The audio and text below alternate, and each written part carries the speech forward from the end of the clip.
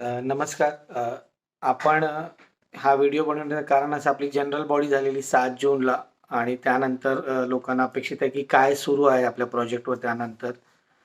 तर त्यानंतर आपण अनेक मीटिंग आणि इतर गोष्टी झालेल्या आहेत. तर त्याबद्दल आज आपण सविस्तर माहिती आपल्या सर्व सभासदांपर्यंत देऊ. तर मी बने साहेबांना विनंती करेन की आपण एस-जी-एम झाल्यानंतर त्याच्यापुढे आपण जे काही केलं थोडं लोकांना आपण त्याची एक माहिती देऊया. नक्कीच. आपली 7 जूनला एस-जी-एम झाली. त्या एस-जी-एममध्ये आपले जे विकासक आहेत, 15 डेव्हलपर्स, त्याने त्यांचा प्रस्ताव आणि प्लॅन आपल्याला दाखवला. आपण जनरल बॉडीने तो प्लॅन आणि प्रस्ताव मंजूर केलेला आहे. 9 तारखेला त्यानंतर NCLT कोर्टामध्ये मॅटर होती, सुनावणी होती आणि त्या सुनावणी दरम्यान आम्ही सर्वांनी म्हणजे सोसायटी, RP आणि डेव्हलपर्स या तिन्ही लोकांनी म्हणजे त्यांच्या काउन्सिलच्या वतीने कोर्टाला सांगितलं की जे सर्वात महत्त्वाचा भाग जो होता, जे सोसायटीचा होकार पाहिजे होता किंवा सोसायटीची मान्यता जी पाहिजे होती, ती या प्रस्तावाला मान्यता जनरल बॉडीने दिलेली आहे. आणि तशा प्रकारचा एक कन्सेंटम किंवा सेटलमेंट डिक्री हे आपण कोर्टामध्ये फाईल करणार आहोत. जे हायकोर्टामध्ये पण केली जाईल, म्हाडामध्ये पण जाईल, ज्या ठिकाणी मॅटर आहेत तिकडे केली जाईल. तर मग त्या कोर्टाने त्यानंतर आपल्याला 26 जूनची तारीख दिली होती. त्या दरम्यान आपण ते सेटलमेंट डिक्री फाईल करायची होती. दरम्यानच्या काळामध्ये आपले 2 विषय आहेत, जे की जागेवर जे लोक आहेत, 92 लोक जागेवर आहेत, त्यांची मला वाटतं आपण 11 जूनला आम्ही मीटिंग घेतली. प्रायमरी म्हणजे आता आपल्याला प्रोजेक्टला जायचं म्हटल्यानंतर विकासकांचे जे म्हणणं आहे की आपल्याला प्लॉट खाली पाहिजे, त्या अनुषंगाने आपण त्या सर्वांची मीटिंग घेतली आणि सकारात्मक सगळ्यांनी प्रतिसाद दिलेला आहे. लोकांच्या काही व्यथा होत्या, अडचणी होत्या आणि काही प्रश्नच देखील होते. ते सर्वांसमक्ष आपण तिथे चर्चा केली आणि सोसायटीची जी भूमिका होती ती स्पष्ट केली आणि सध्याच्या परिस्थितीमध्ये आपल्याला पर्याय नाही, आपल्याला हा सर्व प्लॉट खाली करून या पुनर्विकासाला जायचं आहे. जेणेकरून जी मुदत विकासकांनी आपल्याला दिलेली आहे त्या मुदतीमध्ये आपण सर्वजण घरातमध्ये जाऊ आणि त्यास चांगला प्रतिसाद मिळाला. बहुसंख्य लोकांनी म्हणजे अनपेक्षित लोकांनी त्याला सहकार्य करण्याचं निश्चित केलेलं आहे. ज्यावेळी आपण त्यांना घरं खाली करायला सांगू त्यावेळी ते करायला तयार आहेत. त्याचबरोबर ABC विंगचा एक मेंटेनन्सचा एक विषय होता. त्यामध्ये विकासकांकडून एक पर्याय आला होता की ABCची विंगची ज्या काही रिपेअर्स, मेंटेनन्स, बिल्डिंगची जी कामं आहेत, लिकेजेस आहेत, अनेक इश्यू आहेत, आपल्याला सर्वांना माहिती आहेत, ते त्यांनी करून देण्याचं. कारण नवीन जे मंत्राची जी बिल्डिंग होईल त्या लेवलची तशीच ही बिल्डिंगसुद्धा आणि हा संपूर्ण कॉम्प्लेक्स दिसला पाहिजे, त्यासाठी ज्या आवश्यक ज्या गोष्टी करायच्या त्यांनी करण्याचा प्रस्ताव दिला होता. आणि ते सुद्धा ABCच्या लोकांनी मेंटेनन्स आम्ही भरू, पण ABCची जी राहिलेली कामं आहेत, पार्किंग सहित लिफ्टचे इश्यू आहेत, लिकेजचे इश्यू आहेत, पोडियमचे इश्यू आहेत, ते सर्व ॲड्रेस करायला मान्यता दिलेली आहे आणि ती सुद्धा एक सकारात्मक बाब आहे. म्हणजे एकंदरीत सर्व पुनर्विकासाला जायची मानसिकता ज्या 2 घटकांनी दिलेली आहे. आणि आपण बाकीचे जे लोक घराबाहेर आहेत त्याने त्या जनरल बॉडीमध्ये जो काही प्रस्ताव आला होता त्याला मान्यता दिलेली आहे. आता पुढची जी प्रक्रिया आहे यामध्ये विकासकाने आपण सेटलमेंट केल्यानंतर त्याच्यावरती NCLT कोर्टाने शिक्कामोर्तब केल्यानंतरच खऱ्या अर्थाने त्याने हा प्रोजेक्ट हातामध्ये घेऊ शकतात आणि ही पुढची प्रक्रिया राबवू शकतात. आता पुढच्या प्रक्रियेमध्ये त्यांना आपल्याला घरभाडं आणि बाकीचे जे विषय आहेत ते करायचे आहेत. त्याच्याबरोबर होम बायर्स आहेत, सेलची लोक आहेत ज्यांचे 2 टॉवर अर्धवट आहेत, त्यांची कामं करायची आहेत, फायनान्शियल क्रेडिटर्स आहेत त्यांचं पेमेंट करायचं आहे. अशा अनेक गोष्टी आहेत, पण त्या सर्व होण्या अगोदर NCLT कोर्टाचं शिक्कामोर्तब व्हायला पाहिजे. आणि हे शिक्कामोर्तब होण्यापूर्वी एकंदरीत जे हे रिझोल्युशन प्लॅन असतं ते कोर्टासमोर त्यांना मांडायला लागतं. ते SRA म्हणजे मंत्रा, सिलेक्टेड रिप्रेझेंटेटिव्ह, ते आणि RP त्यांचे काउन्सिल ते पूर्ण प्लॅन जे COCने मंजूर केले ते कोर्टासमोर मांडतं. कोर्टाच्या काही क्वेरी येतात, कोर्टाची काही सजेशन असतात, ती सर्व प्रक्रिया चालू आहे. आपण ॲप्रिशिएट केलं पाहिजे आणि कोर्टाचे धन्यवाद मानले पाहिजेत की आपल्याला 1 महिन्याभराच्या मुदतीमध्ये 4 वेळा हिअरिंग झाली, म्हणजे तारखा मिळाल्यानंतर मॅटर बोर्डवर आल्या आणि सुनावणी देखील झाली. अन्यथा 2-2, 3-3 महिने तारखा मिळत नाहीत आणि तारखा मिळाल्या तर ते बोर्डवर येत नाहीत. अशी परिस्थिती आपल्याला मागचा अनुभव आहे, हायकोर्ट म्हणा किंवा NCLT कोर्टाचा सुद्धा. तर आपण सर्वांनी म्हणजे RP असेल, होम बायर्स असतील, आपले विकासक असतील, सोसायटी आहे, जॉईंट व्हेंचर पार्टनर आहेत, ह्या सगळ्यांनी एकत्रित म्हणजे सहमती दर्शवल्यामुळे कोर्टसुद्धा पॉझिटिव्ह आहे आणि आपल्याला त्या तारखा देत आहेत. आणि त्याप्रमाणे आपल्याला 26 जूनला एक तारीख झाली. त्याच्या अगोदर आपण आपलं जे सेटलमेंट डिक्री आहे ती आपण फायनल केलेलं आहे. ड्राफ्ट आम्ही मुंबईतले नामांकित वकील आहेत, वाडिया गांधी हे आपल्या डेव्हलपर्सचे वकील आहेत. त्यांच्या ऑफिसमध्ये जेवढ्या पार्टीज आहेत त्या NCLTमध्ये त्यांचे सगळ्यांचे काउन्सिल आणि लॉयर बसून 3-4 तासांमध्ये ब्रेनस्टॉर्म करून एक ड्राफ्ट बनवला होता. त्यांनी तो आपल्याला दिलेला आहे. त्याच्यावरती आपल्या वकिलांनी काही सजेशन कमेंट्स करून आता तो विकासकांना दिलेला आहे.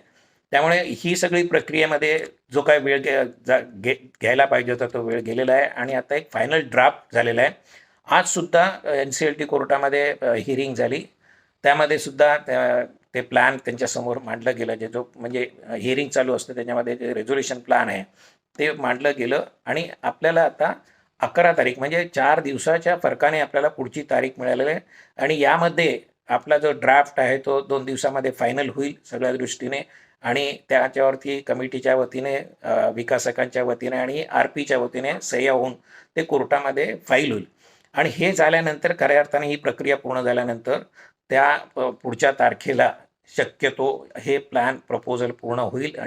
म्हणजे त्याची कोर्टाची ऑर्डर रिझर्व करतील किंवा ऑर्डर होण्याची शक्यता आहे. म्हणजे खऱ्या अर्थाने ही NCLTची प्रक्रिया पूर्ण होईल.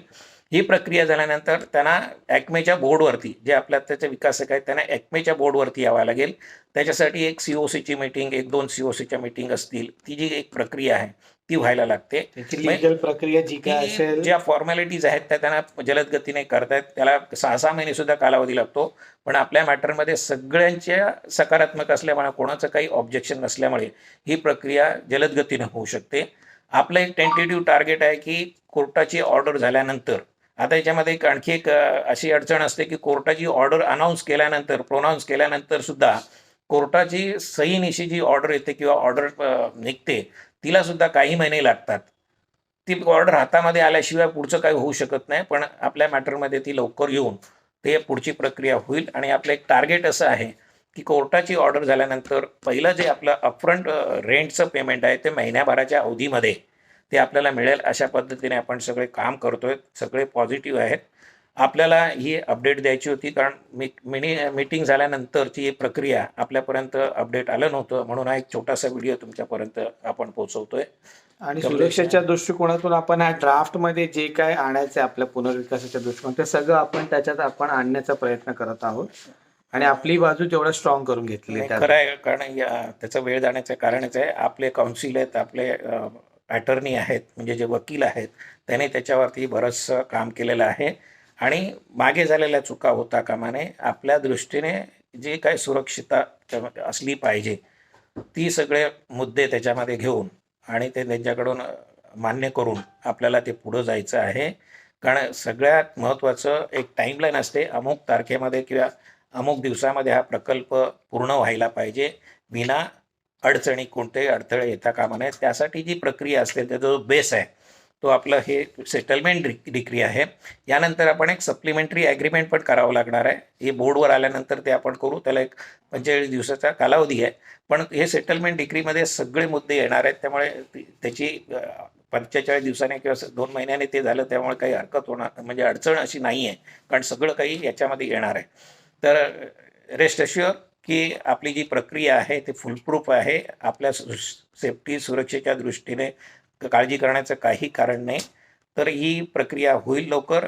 सर्वात आपल्याला NCLT कोर्टाचे आभार मानावे लागतील की ज्या पद्धतीने त्यांनी एक मॅटर म्हणजे तारखा ज्या आहेत त्या आपल्याला आठवड्याच्या आतमध्ये काही वेळेला मिळालेल्या आहेत. त्यामुळे आपण हे सगळं साध्य करू शकतोय. तर सगळं काही झालेलं आहे. तुम्ही सगळ्यांनी प्लॅन पाहिलेला आहे, प्रपोजल पाहिलेला आहे, सगळ्यांनी मान्यता दिलेली आहे. या ज्या काही फॉर्मॅलिटी आहेत त्याच्यातून आपल्याला काही सुटका नाही. तर आपण त्या सगळ्या करू. आणि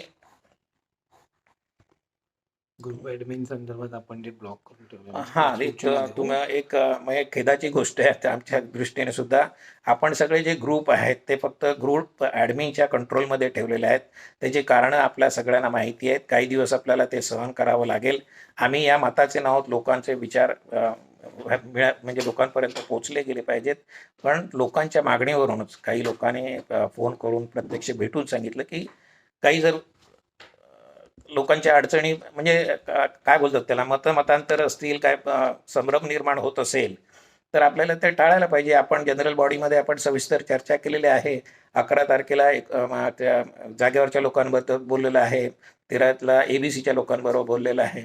त्या सगळ्या गोष्टी पॉझिटिव्ह असताना नकारात्मक काही येऊ नये यासाठी आपण ते प्रिकॉशन म्हणून लोकांच्या मुळेच आपण तो निर्णय घेतलेला आहे. काही दिवस हे राहू द्या. तुमच्यापर्यंत अशी माहिती आपण पोचवत राहूच. प्रत्यक्ष भेटा, फोन करा, ऑफिसमध्ये या. आणि आता अनेक म्हणजे आपण फेब्रुवारीमध्ये मला वाटतं हे NCLTची ऑर्डर झाली म्हणजे नियुक्त झाले होते. त्यानंतर आता 6 महिन्यामध्ये बरंचसं आपण पुढे गेलेलो आहे. हे वेळ कधी जाईल कळून येणार नाही, पण थोडा पेशन्स, थोडं सहकार्याची अपेक्षा आहे. आपण चांगला एक प्रकल्प करू, याबद्दल काही दुमत नाही, शंका बाळगू नका आणि संयम ठेवा, सहकार्य करा, एवढी एक विनंती. धन्यवाद. आणि आजच्या डेटला अनेक असे NCLT मॅटर जे वर्षानुवर्ष चालत आहेत, पण आपल्या ह्याच्यात जसं तुम्ही म्हणतात खूप जलद गतीने सगळ्या गोष्टी चालत आहेत. सगळ्या आपल्या सगळ्यांचं कॉन्ट्रीब्युशन आहे कुठेतरी, म्हणून हे सगळं होतं. नाही, कोर्टालाही जाणीव आहे. आपला 15 वर्षाचा रखडलेला प्रोजेक्ट आहे. विकासक बँकरप्ट झालेले आहेत. जॉईंट व्हेंचरचे लोक करायला तयार नाहीत. अशा परिस्थितीमध्ये लोक घराबाहेर आहेत आणि त्या दृष्टीने सहानुभूतीसुद्धा आहे कोर्टाची. आणि खरंच ते अप्रिशिएट केलं पाहिजे की न्यायालयसुद्धा त्यांना भावना असतात. अनेक प्रकरणं त्यांच्याकडे पेंडिंग असताना सुद्धा ज्या ठिकाणी ते सहकार्य करायचं आपल्याला त्यांनी प्रयत्न केलं आहे, ॲप्रिशिएट करण्यासारखं आहे. आणि आपले सर्वांचं पुण्याही समजायचे की आपण एवढ्या मोठ्या अडचणीतून म्हणजे हातातून गेलेला प्रोजेक्ट, मी वारंवार बोलतो, हातातून गेलेला प्रोजेक्ट आपण पुन्हा जिवंत केलेला आहे आणि त्याच्यामध्ये या सगळ्या लोकांचं सहकार्य आहे. धन्यवाद सगळ्यांचे. आपण परत भेटू आणि ही पुढची प्रक्रिया झाल्यानंतर पुन्हा एकदा व्हिडिओ करू किंवा आपण एकत्र समोरासमोर भेटायचं सुद्धा करूया. धन्यवाद. धन्यवाद. थँक्यू.